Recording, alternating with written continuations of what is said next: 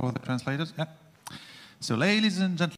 Mesdames et messieurs, je suis ravi de vous accueillir dans cet amphithéâtre pour la dernière conférence de la journée.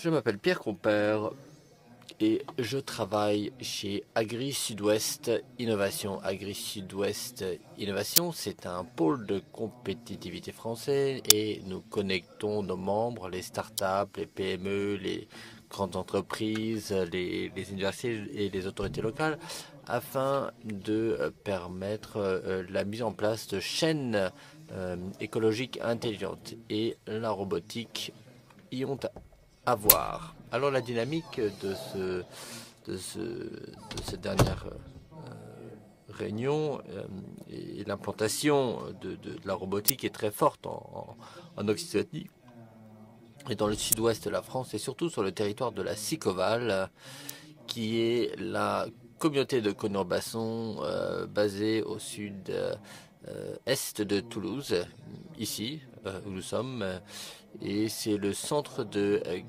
gravité de l'écosystème de la robotique agricole, et on appelle ceci le Agrobotics Land. Et donc, je suis ravi de vous souhaiter la bienvenue dans cette terre de l'agrobiotique. Et je suis ravi de pouvoir vous accueillir pour cette toute dernière session. Et on pourrait se poser la question, qu'est-ce qui manque aux agriculteurs pour qu'ils sautent le pas de l'agrobiotique? Et donc, j'aimerais appeler ici les orateurs à venir me rejoindre sur la scène avec vos applaudissements. Walt Dufloc, vous venez des États-Unis, vous venez de loin. Vous êtes un agriculteur californien, 5e génération, et vous êtes donc un innovateur. Pourriez-vous nous parler de votre ferme et pourriez-vous nous parler de vos autres fonctions dans votre entreprise? Mais oui, bien sûr. Alors, ma ferme est dans le comté de Sud-Monterrey, très mouillé. On a eu un certain nombre d'inondations d'ailleurs ces derniers temps. Donc nous avons du vin, nous avons un certain nombre de cultures. On verra un petit peu à quoi ça ressemble quand je rentre après ces inondations. Et bien sûr, j'ai passé 3 décennies dans la Silicon Valley et puis j'ai participé à la création d'un accélérateur d'innovation et de mettre en place des solutions d'automatisation afin de réduire la pression des intrants grâce à des solutions biologiques. Donc, vous mettez sur le marché des solutions numériques pour les agriculteurs, c'est correct? Alors, Western Growers, c'est un groupe, si vous voulez, d'agriculteurs. Et mon boulot, c'est de trouver les solutions intelligentes, faire en sorte que ça soit testé, rédiger les études de cas et partagé. Et quand il y aura de nouvelles solutions prêtes, on partagera. Donc oui, effectivement, un partenaire très important pour un certain nombre de personnes ici. Merci de vous installer. Alors maintenant, j'aimerais inviter Chuck Barzish. J'espère que je n'écorche pas votre nom. Merci de me rejoindre ici sur l'estrade. Un micro pour Chuck, donc vous êtes non seulement agriculteur, mais également président et fondateur de Haggerty Creek Ltd. Vous essayez donc de proposer des solutions d'agriculture de précision pour les agriculteurs. C'est correct? Oui, tout à fait. Quelques mots au sujet de votre exploitation et quelques informations sur Haggerty. Alors, écoutez, je suis ravi d'être ici en France. C'est la toute première fois que je viens en Europe d'ailleurs. Donc, je suis vraiment ravi de participer à cette conférence. Mon frère et moi Nous avons une ferme de 3500 hectares, donc Ontario du Sud, au Canada, c'est ça, n'est-ce pas? Oui, au Canada, tout à fait. Et donc, nous sommes la troisième génération d'agriculteurs. Il y a eu beaucoup de changements. On utilise des gros équipements et un petit peu tout ce que l'on peut voir un petit peu.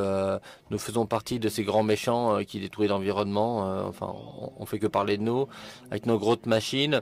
Et mon frère et moi, nous avons une entreprise qui s'appelle Haggerty Creek et nous fournissons des graines, des engrais et des conseils. Et donc,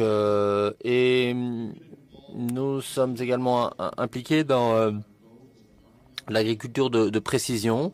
Et une des choses que nous avons réalisées avec le temps, c'est que les équipements que nous avons et les intrants que nous utilisons ont leurs limites.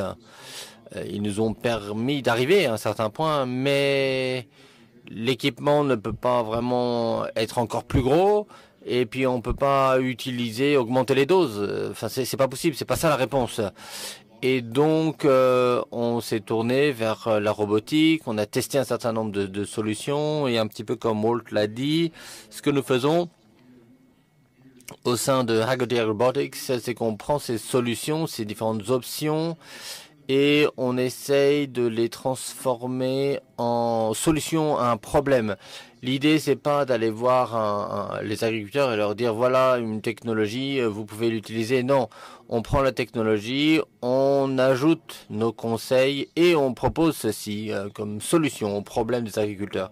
Alors, est-ce que vous opérez vous-même ces solutions digitales ou véhicules autonomes, ou est-ce que vous vendez, ou est-ce que vous les prêtez, louez aux agriculteurs? Ah ben on fait tout ça en fait, on fait tout ça. En ce qui concerne les plus grosses machines et plus dangereuses, eh bien on développe des applications vraiment sur mesure.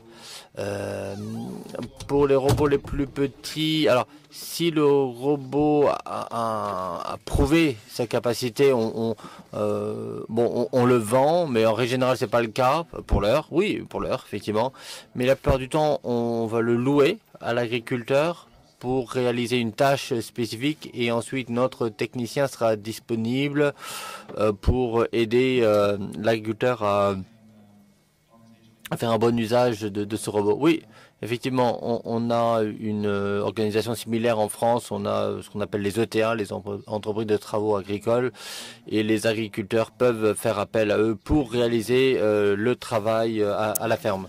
Alors, merci beaucoup. On peut, je pense, applaudir, hein, c'est autorisé. Alors, j'ai oublié de vous prévenir, cette conférence se tient en français et en anglais. Donc, pour certains d'entre vous qui avaient besoin de traduction, il y a des casques disponibles à l'entrée de l'amphithéâtre. Et maintenant, nous allons passer donc de la côte Est, proche de l'Atlantique, à la côte Ouest, en France, avec Jean-Luc Picola. Et oui, merci pour les applaudissements. Prenez un micro. Vous êtes Jean-Luc. Jean-Luc, vous êtes non seulement un agriculteur, mais aussi un designer, un concepteur de robots. Est-ce que vous pouvez me donner quelques informations sur votre exploitation et puis bien sûr sur les raisons qui vous ont poussé à développer un nouveau robot? Je vais essayer d'être assez bref sur mon parcours. Donc effectivement, agriculteur en France, dans le sud-ouest de la France, à 200 km ici de Toulouse, dans la région béarnaise de Pau, à Gabaston très précisément, sur une exploitation petite moyenne de 60 hectares SAU, j'allais dire polyculture élevage, parce que jusqu'en 2012 nous étions producteurs laitiers aussi, mais en 2012 on a cessé la production laitière pour se consacrer uniquement à la production de cultures. Nous sommes dans une région terre humifère donc plutôt propice à la culture du maïs en production sèche, sans irrigation. Et voilà pour ce qui est de la partie exploitation. Pourquoi vous avez développé vous-même un robot? Vous n'aviez pas trouvé ce qu'il vous fallait sur le marché? Alors il faut que je dise ça, c'est que j'ai pour habitude de dire que je suis né avec, on pourrait appeler ça une maladie. La maladie, j'appelle ça la maladie déique. Alors je pense que le traducteur va avoir des problèmes pour expliquer. C'est ça, la maladie déique, c'est la maladie qui concerne la passion pour la mécanique, l'électronique, l'informatique, la technique. Et aujourd'hui, finalement, c'est une maladie qui se perpétue et j'arrive à la robotique. Et donc, j'ai toujours été passionné par cela depuis mon plus jeune âge. Et j'ai certes vécu une mauvaise expérience en robotique d'élevage. Avec un robot de traite? Avec deux robots de traite. Deux robots de traite, ouais. Et je ne sais peut-être pas le sujet aujourd'hui, mais on pourrait en discuter. Si la technique arrive trop vite aussi, c'est pas, voilà, c'était peut-être un peu trop prématuré à l'époque. Ou pas adapté à l'exploitation sur le moment. Oui, ou peut-être aussi, mais à quel pas, peut-être nous aussi mal adaptés à la machine. Enfin bref, voilà. Ça l'a pas fait. Bref. Je suis fier de m'en être relevé et je suis et c'est un peu aussi on dit que le cavalier, j'aime l'équitation aussi. Le cavalier, s'il fait une mauvaise chute, son point fort, c'est de vite remonter sur le cheval et c'est ce que je suis en train de faire aujourd'hui. Je suis content de l'exprimer, de le dire. C'est de rebondir, d'essayer de rebondir au risque de retomber, mais bon, ça semble bien parti aujourd'hui. Bon, on touche du bois, et puis c'est la marque des entrepreneurs et des innovateurs que de tester à minima et de se relever. Et donc le robot s'appelle Softiver, c'est ça? Non, alors, pardon. En 2012, nous avons arrêté l'exploitation de la production laitière. Je me suis consacré à une seconde activité que j'avais, c'était du développement informatique électronique.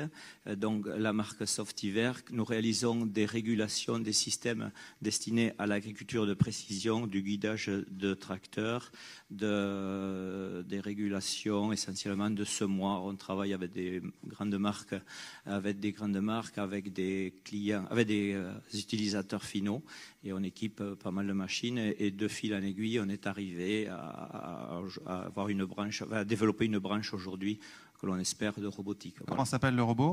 Le robot s'appelle le Softy Rover.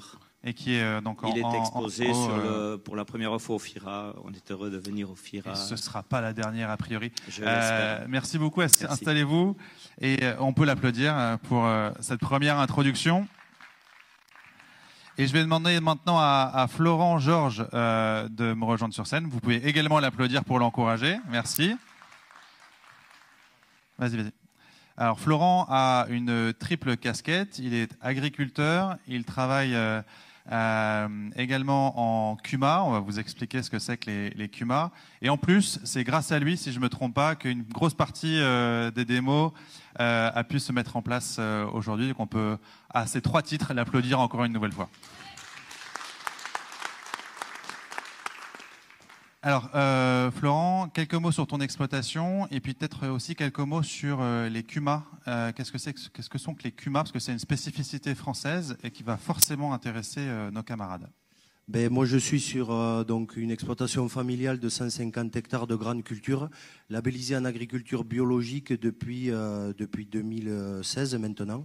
On a développé il y a quelques années une branche sur la culture légumière de plein champ et la culture de semences de potagères. Et on s'est destiné bon an mal an vers la technologie pour arriver aujourd'hui avec des tracteurs en autoguidage couplés à des outils également aussi en guidage actif, notamment par des caméras.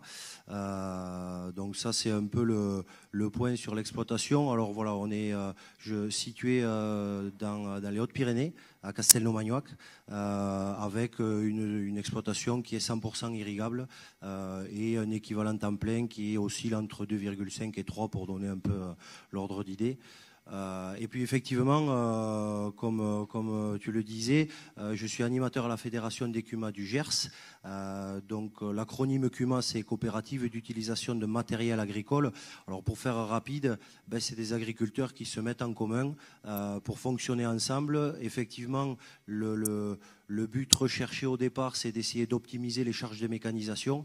Et puis, on se rend compte que le parcours de tout un chacun est bénéfique pour les uns et pour les autres pour essayer d'éprouver des techniques comme l'implantation de couverts végétaux, le semi-direct, la robotique aujourd'hui. Et donc, voilà, ce sont des groupes qu'on essaye d'accompagner sur des développements de projets qu'ils peuvent avoir.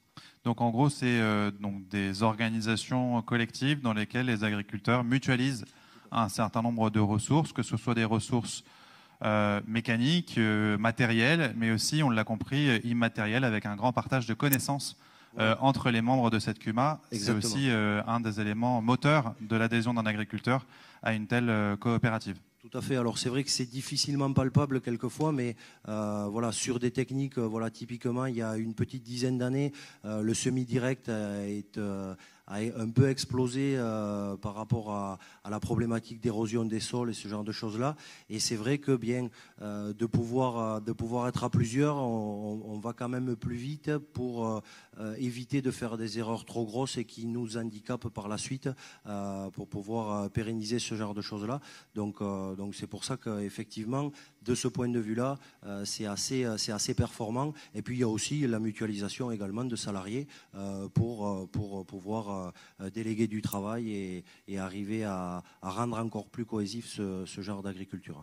Et donc, tu as donc organisé un certain nombre de démonstrations aujourd'hui, et puis la fédération régionale des CUMA a organisé un certain nombre de tests et de démonstrations de robots avec des études, on va dire, quantitatives, des nouvelles références technico-économiques qui ont été élaborées. Et donc, tu pourras aussi témoigner de cette expérience tout à l'heure au travers des questions transversales que je vais vous poser dans un instant. Je te remercie beaucoup. Assis-toi.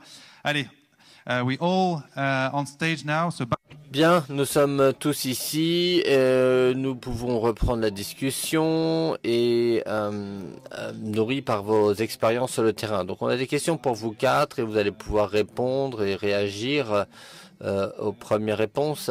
La première question sera: quels sont les avantages principaux de l'utilisation opérationnelle de robots sur vos fermes ou sur les exploitations où vous travaillez ou les exploitations avec lesquelles vous êtes en contact? Qui veut commencer? Chuck? Ah bah moi je vais bien commencer, pas de problème. Alors je crois que la première chose qu'il faudrait définir, c'est ce qu'est un robot. Parce qu'il y a énormément de robotique dans la ferme, mais en fait on ne s'en rend pas compte dans nos opérations. Lorsque on sèche le maïs qui rentre, on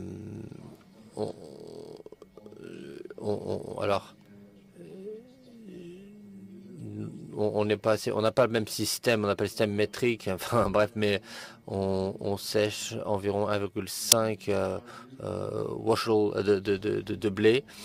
Et donc, il fallait en gros prendre 2 personnes pour juste faire tourner un sécheur de blé, de maïs. Donc, on a un système automatique et cela permet de contrôler l'humidité du maïs.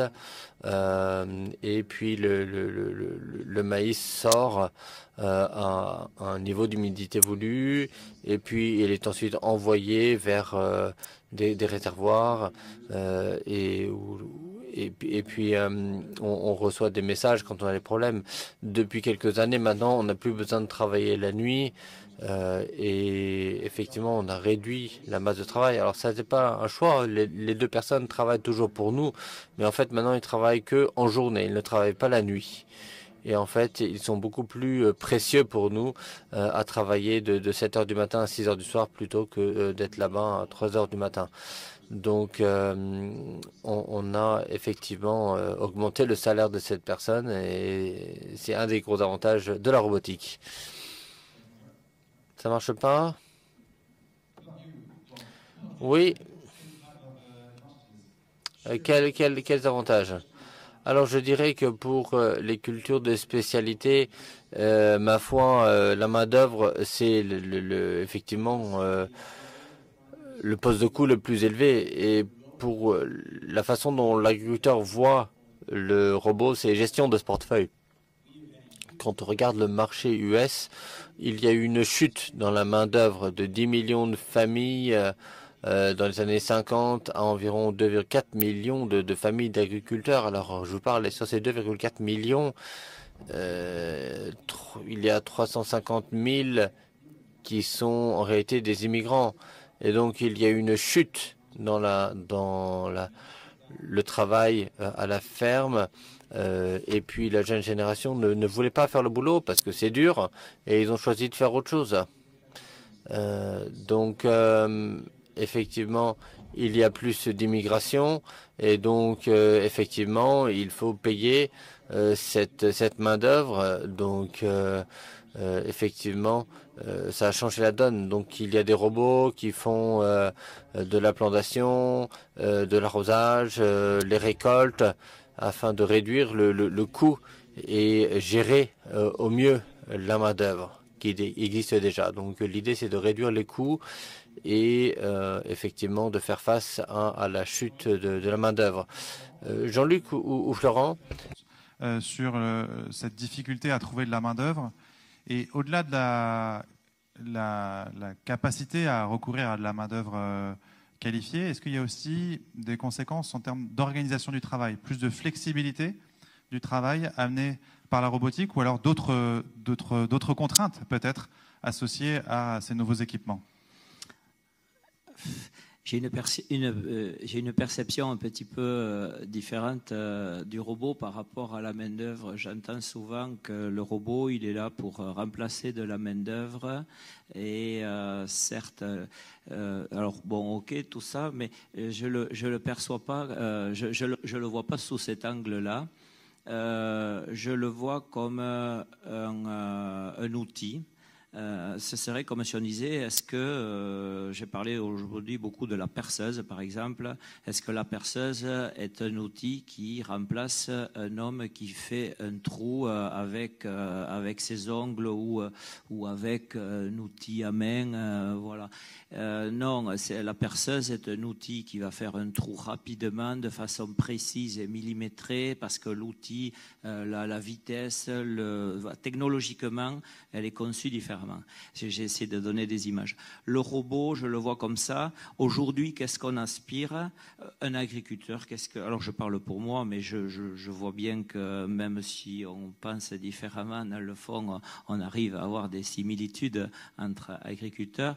On aspire à avoir le cœur de son exploitation presque dans le creux de sa main. C'est un peu l'image que je donne. Et c'est-à-dire avoir l'impression de la maîtriser de façon automatisée et sécurisée et sûre.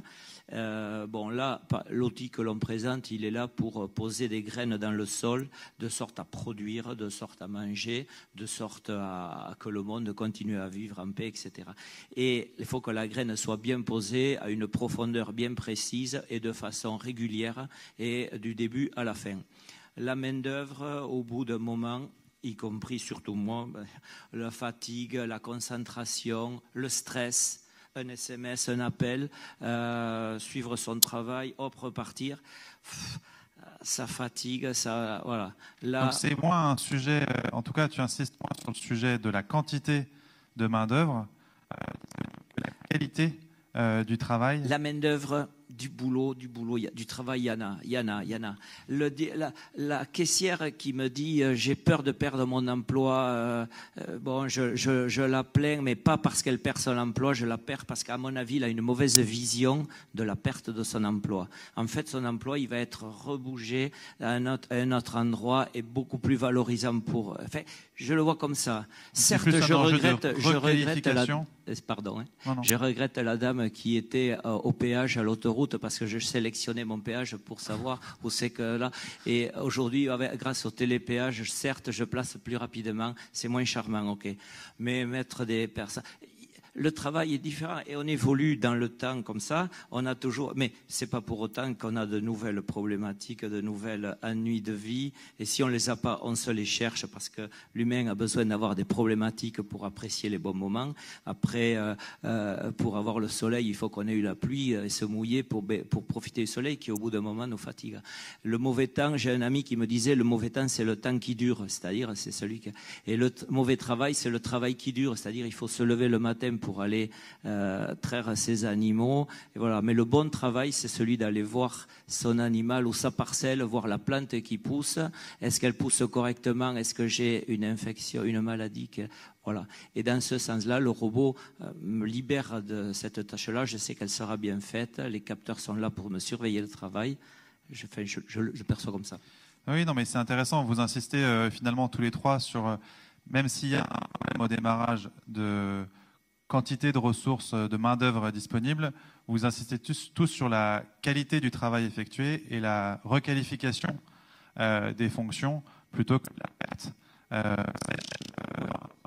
Un autre personne me disait, si tu vas au travail en marche arrière, il y a un problème, c'est pas normal. Et un travail répétitif et astreignant, c'est pas bon pour la santé, c'est pas bon, voilà. Tandis que si on prend plaisir à ce qu'on fait, finalement, c'est plus un travail, ça devient un plaisir qui est rémunérateur en plus. Enfin voilà, notre perception. Florent, de ton côté, vous avez mesuré réellement, en conditions réelles, l'utilisation au champ de différents types de robots, en évaluant notamment l'impact justement sur le temps de travail, et vous avez traduit tout cela en euros derrière. Est-ce que vous avez pu démontrer facilement que les 2 robots que vous avez testés ont réellement apporté un gain économique in fine en termes de temps de travail ou en termes économiques? Ou est-ce que c'était un petit peu plus subtil que ça? Alors c'est effectivement un petit peu plus subtil que ça, parce que c'est vrai que bon, même si la robotique avance à grands pas, c'est vrai qu'on est quand même dans un domaine qui est très balbutiant, donc ça il faut quand même le prendre en compte. Mais effectivement le travail, et tu l'as très bien dit, je pense qu'effectivement il n'est pas substitué, il est requalifié, et ça c'est, je pense, très important. Alors des gains, oui, on a pu en quantifier, mais c'est difficile dans le sens où on essaye toujours de se comparer à ce qui est existant aujourd'hui. Et la complexité de ça, c'est que effectivement un robot, si on parle de débit de chantier par rapport à un tracteur avec un outil derrière, ça n'a pas du tout le même rendement. Mais derrière, effectivement, on parlait, le précédent intervenant parlait de problématiques de main-d'œuvre. Et effectivement, je pense que le robot demain sera, alors peut-être pas un mal nécessaire, je ne vais pas le présenter comme ça, mais peut-être sera quelque chose, un outil supplémentaire dans la panoplie de l'agriculteur qui va lui permettre, à un moment où le travail est très tendu, de justement pouvoir effectuer le travail en conséquence par rapport à ça. Mais c'est vrai que de dire aujourd'hui qu'un robot en termes économiques est meilleur que ce qu'on peut avoir aujourd'hui, j'ai envie de dire la réponse elle est oui et elle est non, parce qu'en fonction de la typologie de culture, de la valorisation de la culture qu'il y a derrière, voilà, c'est vrai qu'on peut avoir différentes approches. Du type de robot, de l'organisation du travail actuel dans l'exploitation, j'imagine effectivement que c'est pas si simple à démontrer, mais c'est étonnant parce qu'on pourrait encore une fois penser spontanément que c'est facile, il y a une personne qui bosse a priori moins sur cette tâche-là, donc a priori je vais trouver tout de suite la rentabilité. Et dans les cas que vous avez pu observer, de mémoire, il y avait des semis de carottes, voilà, ou aussi en grande culture. Voilà, c'est ça. C'était en particulier en grande culture où c'était pas forcément si évident voilà, que ça. En grande culture, parce qu'il y a aussi un aspect qui est non négligeable, c'est la prise en main technique et opérationnelle de ce genre de choses. C'est quand même pas anodin. Alors, effectivement, les agriculteurs qui aujourd'hui réfléchissent à comment demain ils vont intégrer un robot sur leur exploitation sont quand même un tout petit peu rompus à l'exercice de tout ce qui va être technologie de guidage, d'autoguidage, de distribution électrique, de connectique en isobus, ce genre de choses-là. Mais donc on part pas de rien, mais effectivement demain quelqu'un qui voilà, qui est pas du tout habitué à ça, il va quand même avoir une prise en main qui va lui coûter du temps et un peu d'argent indéniablement. Et c'est à anticiper. Chuck, you'd like to add something? Vous voulez ajouter quelque chose? Oui, je voulais rebondir sur un point. La partie main-d'œuvre est très compliquée parce que les agriculteurs ne valorisent pas leur propre travail. Donc le coût de la main-d'œuvre, elle est faite gratuitement. Et ils travaillent souvent trop. Ils ne comptent pas leurs heures. Donc non seulement ils travaillent pour rien, mais en plus ils travaillent excessivement. Donc le gros du travail que nous faisons est très saisonnier, ce n'est pas un travail régulier. En fait, c'est difficile d'engager quelqu'un avec quelques semaines par an, avec des heures irrégulières, avec une paye qui n'est pas très élevée. Donc, comparer la main-d'œuvre et l'impact des robots sur la main-d'œuvre, c'est vraiment un gros défi parce qu'on ne peut pas le mesurer aujourd'hui.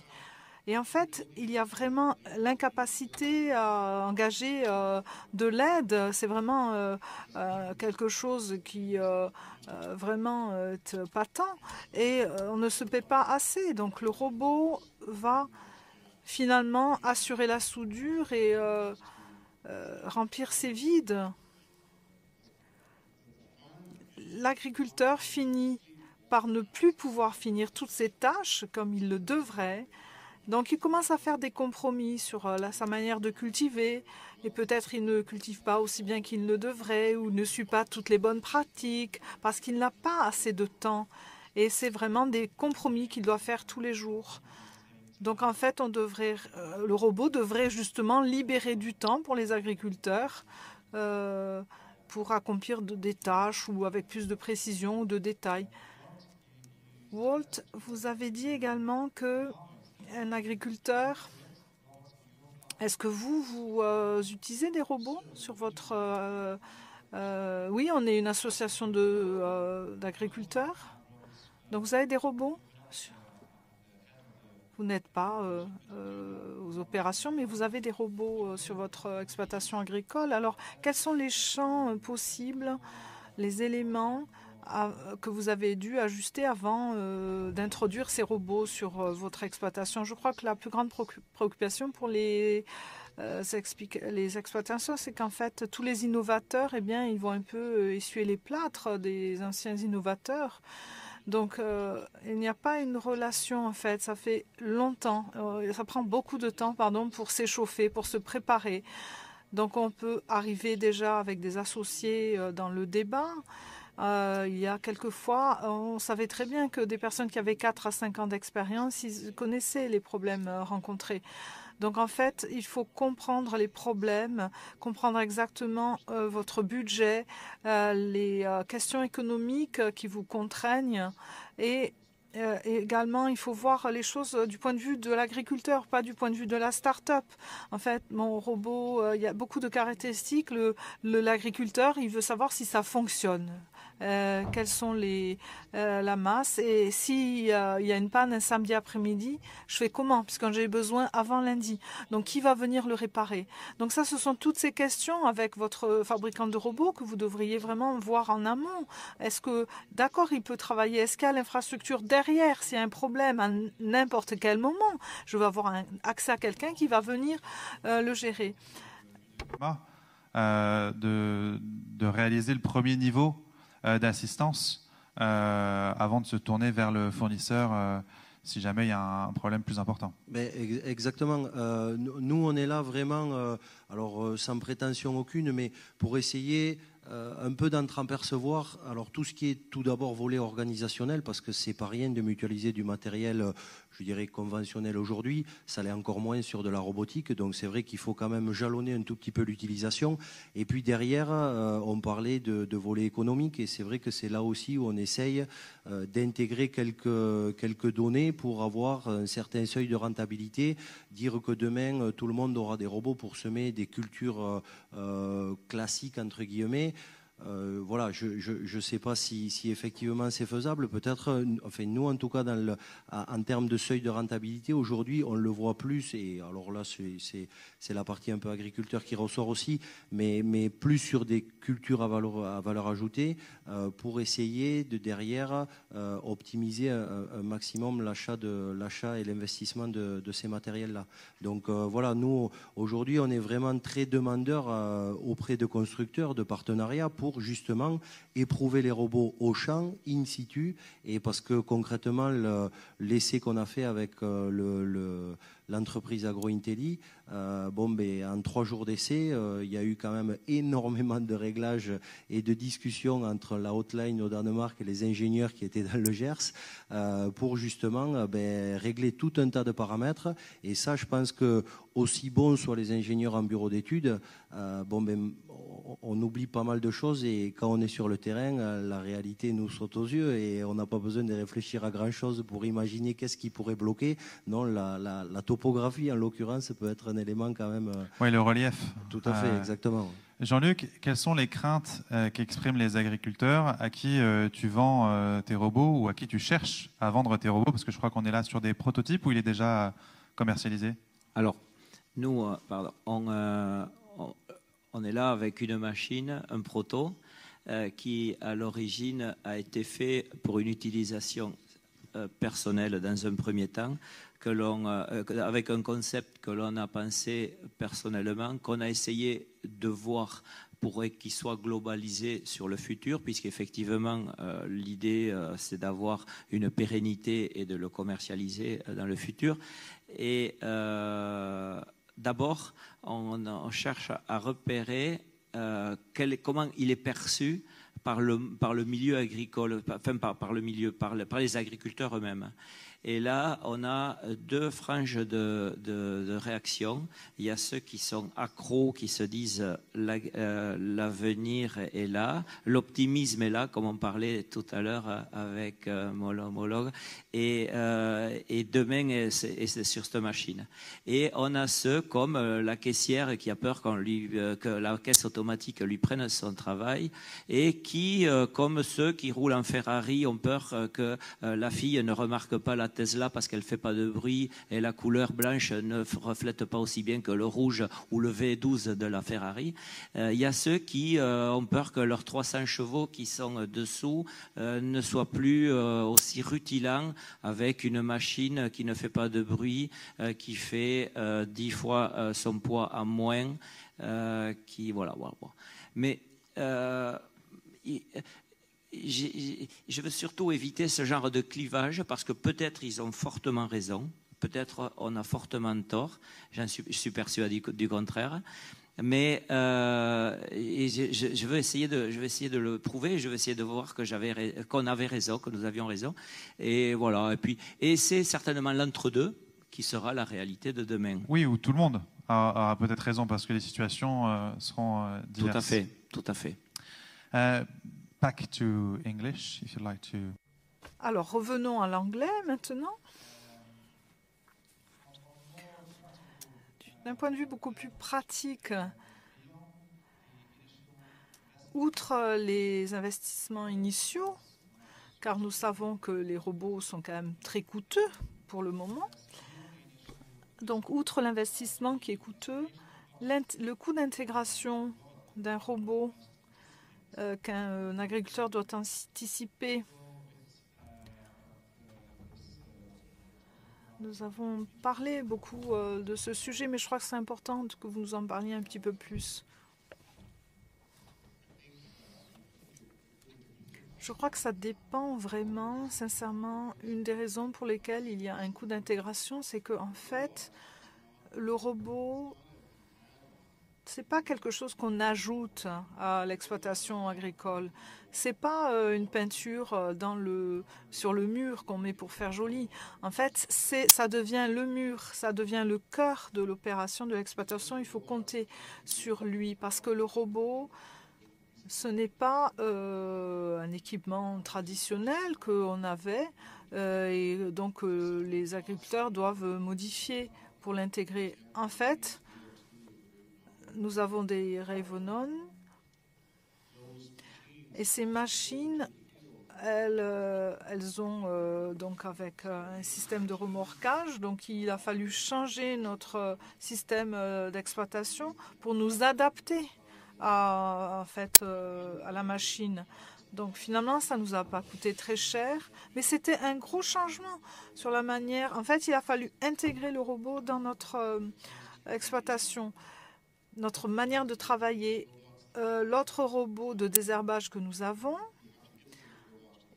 ces robots, il fallait les amener sur les champs. Il n'y avait pas des petites remorques pour les amener. Il n'y avait pas d'endroit où les charger. Et ce sont d'autres coûts qu'il faut également intégrer. Et dans une autre partie de l'exploitation, il y a beaucoup d'arbres. Il y a des problèmes de signalisation, de connectivité. Et finalement, les limites du champ ont dû être toutes nettoyées. Avec le tracteur traditionnel, vous tourniez autour de ces bouchures, et là, il a fallu vraiment les couper. Donc, il faut vraiment modifier non seulement la manière dont vous exploitez votre exploitation, mais également la manière dont vous travaillez. Et la partie technique et le soutien technique, vraiment, les robots qu'on utilise sont super. Je crois que quelquefois, je suis moins optimiste que vous, je dois le dire. Et certains robots sont à 30% efficaces et d'autres à 80%. Mais le coût pour que ces robots soient vraiment à 100% efficaces, c'est travailler avec le technicien, faire de la formation avec le technicien. Et ça, c'est trop cher pour l'instant, on ne peut pas le faire. Walt, je voulais vous demander vraiment, est-ce que vous pensez que c'est le robot qui doit s'adapter à l'exploitation ou l'exploitation doit s'adapter au robot finalement? Ouais, c'est vraiment les deux en fait. Je crois que je vais vous donner quelques exemples. Par exemple, pour ce qui est, c'est la solution de vendange avec les raisins. En fait, le produit, donc une fois qu'on a la grappe, on doit le ramener sur le camion, et dans la remorque. Et en fait, c'est 6 mois. Ils ont pris 6 mois pour se demander comment on va faire pour qu'un membre de l'équipe arrive et soit payé comme une personne qui venait faire la vendange. En fait, c'était des questions très importantes. C'est qui s'arrête et qui va aller mettre les grappes de raisin dans la remorque. Donc, en fait, l'agence, elle pense que d'accord, très bien. Je vais ça va être très simple. En fait, on va passer plus de 60 mois à voir comment on va optimiser les choses. En fait, ce sont des petits robots, mais il faut bien qu'ils passent de champ en champ.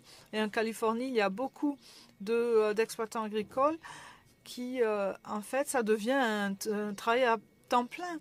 Donc, ça dépend vraiment de l'équipe de conception et ensuite l'équipe de travail de vendange et d'aidants sur les champs doivent vraiment travailler de concert avec eux. Au robot plutôt que l'inverse. Est-ce que là aussi vous avez des exemples à donner de coûts indirects, on va dire, que vous avez dû assumer à titre personnel ou dans le cadre d'expérimentation de façon à pouvoir intégrer des robots de manière opérationnelle et de les mettre en fonctionnement?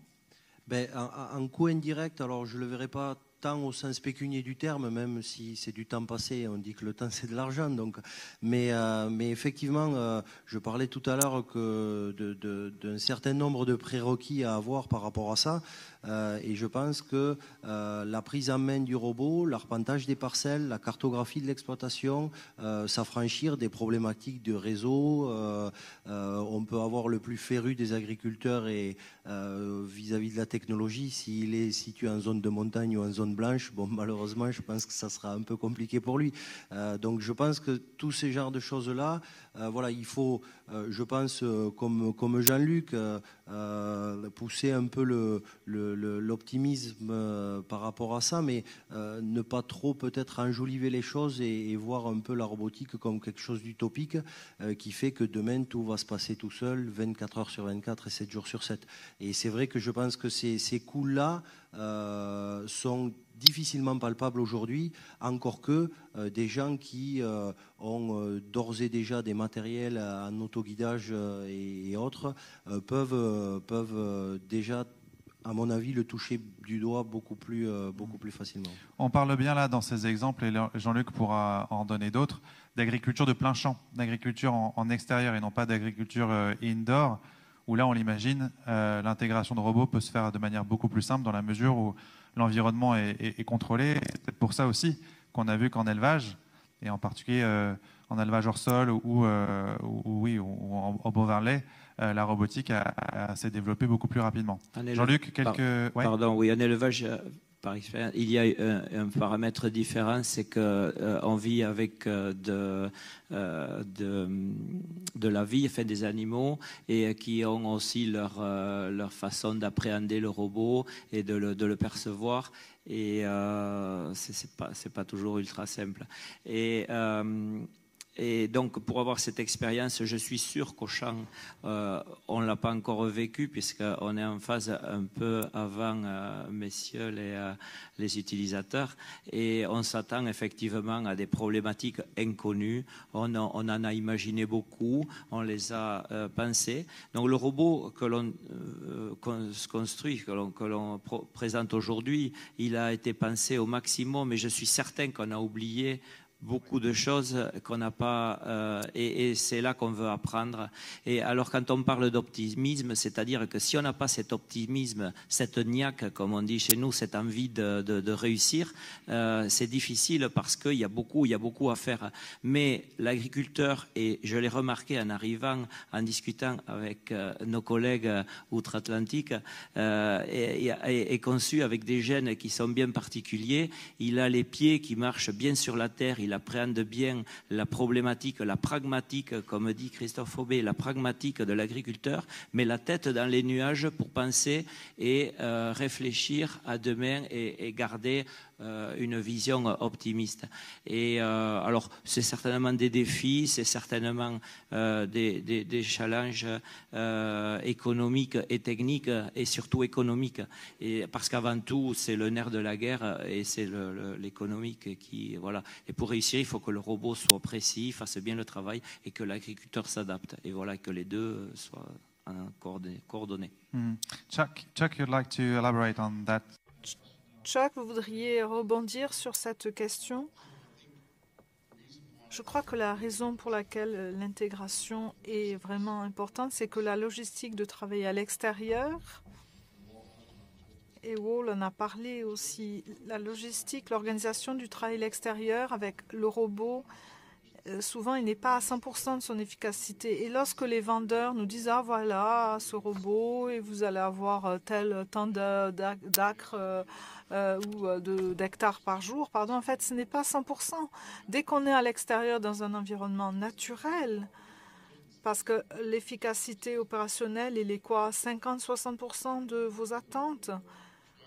Et avec un tracteur, peut-être on peut aller un peu plus vite, on peut faire quelque chose, mais avec le robot, on ne peut rien faire. On ne peut pas, on est complètement dépendant des limites du robot.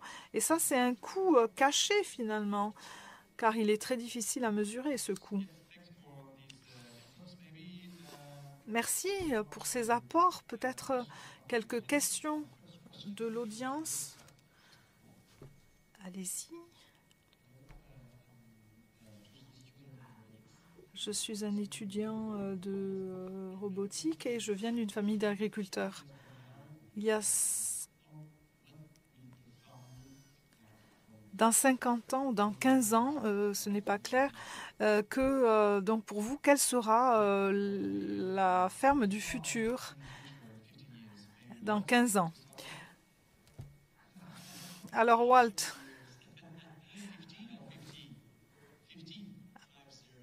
ah, c'était bien 50, dans 50 ans. Alors, en fait, je pense que beaucoup des fonctionnalités clés pour les grandes cultures, ce sera vraiment automatisé avec des robots. Et il y aura aussi beaucoup plus de financement et les chiffres seront là et on arrivera à une adéquation. Et je crois que pour la récolte, ça peut vraiment être quelque chose de très important. Avec vraiment, la plupart des cultures seront automatisées pour les récoltes. Et ça, ces récoltes, pour les petites, sera très difficile. Les petites récoltes, sera très difficile de justifier la robotisation. Donc je crois que pour les grandes cultures, je crois que ça peut arriver dans les 15 à 20 ans à venir. Mais pour vous pouvez avoir beaucoup de robots qui travaillent dans les grandes exploitations avec des zones et des hectares très larges.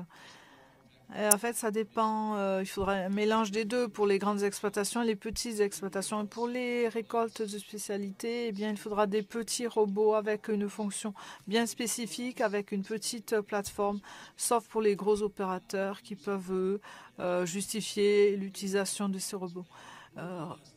Regardez avec les robotiques d'un seul laser, un robot de laser pour la robotique de carbone. Et en fait, là, l'équation est simple. Donc, vous allez voir des gros progrès pour les grandes cultures et même dans les 50 ans qui viennent. Et ceci va vraiment affecter les exploitations agricoles. En fait, ne riez pas. Je crois que dans 50 ans, ma vision, c'est que tout sera de nouveau. En fait, toutes les choses qu'on a abandonnées dans l'exploitation agricole sera beaucoup plus efficace et il va y avoir une meilleure connexion avec... En fait, on n'a plus de connexion avec la terre et avec les consommateurs. Les exploitants agricoles qui faisaient en fait de l'alimentaire savaient qui étaient leurs clients. Aujourd'hui, en fait, on plante un certain type de culture parce qu'on sait que ça va être optimisé et qu'il y aura un bon rendement. Mais finalement, on a laissé tomber dans notre société 2.0 ou 3.0. En fait, pour l'efficacité, on a sacrifié et on traite tout le champ de la même manière. En fait, dans certains cas, on oublie qui sont nos clients et ce qu'ils souhaitent.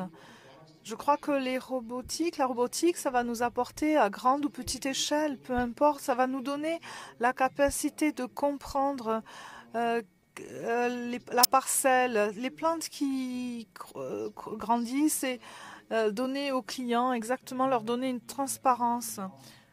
Mais on va aller au-delà de la culture de précision avec l'agroécologie, avec plus d'agronomie,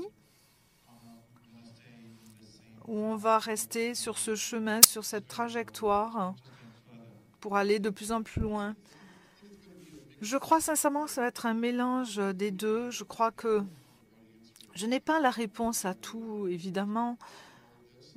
De toute façon, on va reparler demain matin.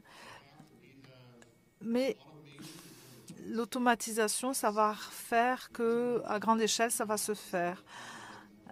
L'agriculteur n'a pas le temps ou la capacité de comprendre ceci, mais l'automatisation va donner cette capacité d'avoir un niveau pixelisé beaucoup plus élevé. Alors là, par contre, le laps on n'est pas d'accord. Si. Non, je suis entièrement d'accord. Et le laps de temps que j'ai eu entre le moment où la question a été posée et le temps que je me puisse répondre, j'ai pris le temps, j'ai appelé mes deux amis aussi outre-Atlantique, donc mon ami Google et mon ami ChatGPT, et je leur ai posé la même question pour savoir qu'est-ce que j'allais répondre, parce que j'ai pas d'affinité avec Nostradamus et tout ça. Et dans 50 ans, qu'est-ce que va passer? Alors ChatGPT et surtout Google m'ont répondu: écoute Jean-Luc, sois tranquille, tranquillise-toi. Déjà, une chose est certaine, dans 50 ans, la nature et l'agriculteur seront toujours au cœur de l'exploitation. Donc déjà, ce qui veut dire, ça c'est un peu de l'humour béarnais, mais ce qui veut dire que le fil conducteur, la ligne, c'est la production agricole, notre cœur de métier. Et très certainement, il y aura beaucoup de capteurs, il y aura beaucoup de technologies.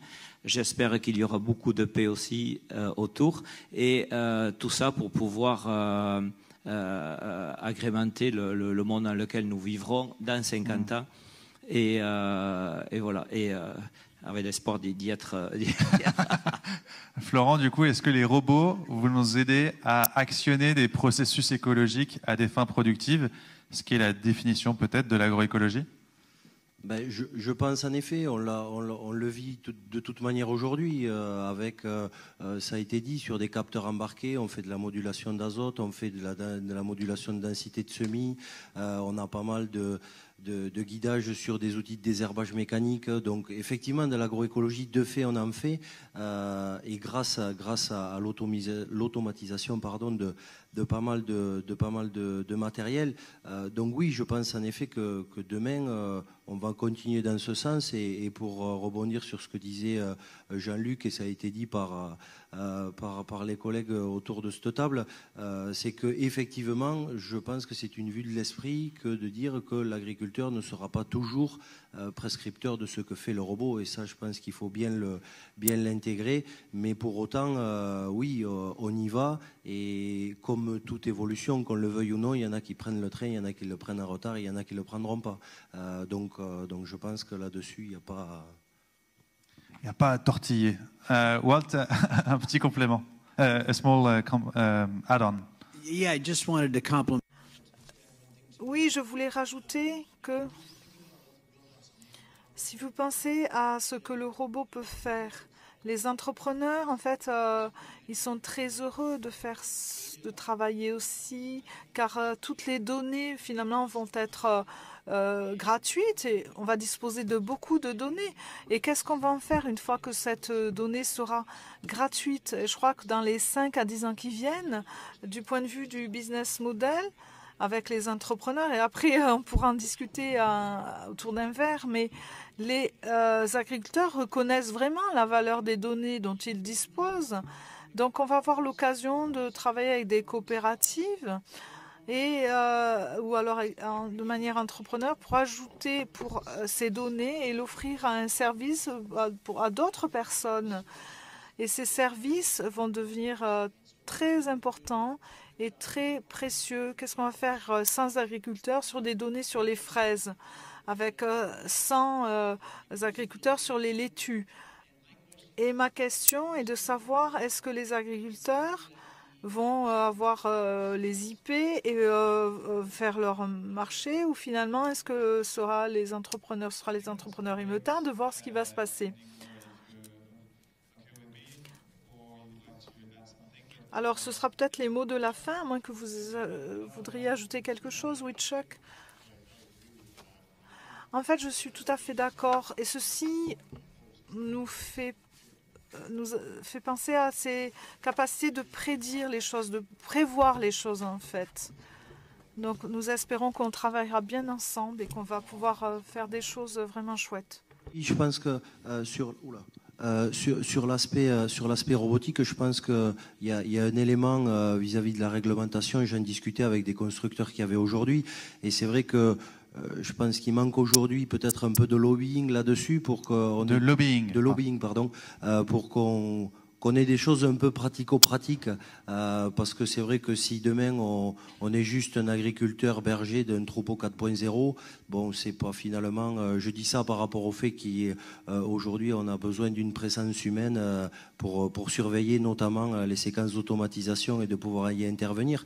Donc c'est vrai que par rapport à ça, l'usage fait souvent avancer énormément les choses, et il faut laisser un peu de temps au temps. Mais effectivement, je pense qu'aujourd'hui la technologie est prête, les agriculteurs en partie le sont aussi, et on a besoin d'avoir un peu une cohérence entre la technologie et justement cette réglementation qui est un peu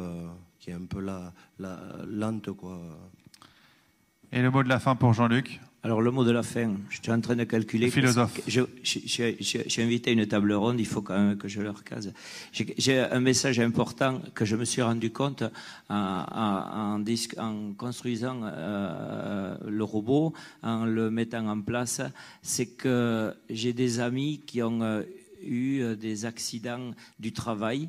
J'ai des amis qui étaient très attachés et qui se sont toujours très attachés à leur travail d'agriculteurs, qui essayent de le vivre grâce à des mécanismes qui leur permettent de se substituer à leur nouveau handicap de l'accident ou éventuellement de la maladie. Voilà.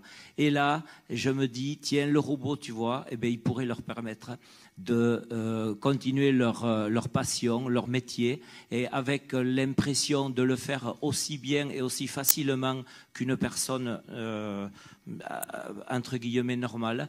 Et voilà, je pense aussi par exemple à l'égalité, on parle de l'égalité homme-femme, même si elles en font plus que... On l'a pas beaucoup respecté ici sur la table ronde, malheureusement. Eh bien, la robotique justement permet enfin, je le vois comme ça, on n'y pense peut-être pas forcément, et là il suffit d'avoir une idée, une pensée, une envie, un besoin, et grâce à la robotique on peut de façon homogène et uniforme. Voilà. Merci beaucoup. Very much. Thank you very much all for... Merci à tous les quatre d'avoir partagé votre expérience. Merci beaucoup pour nos panélistes.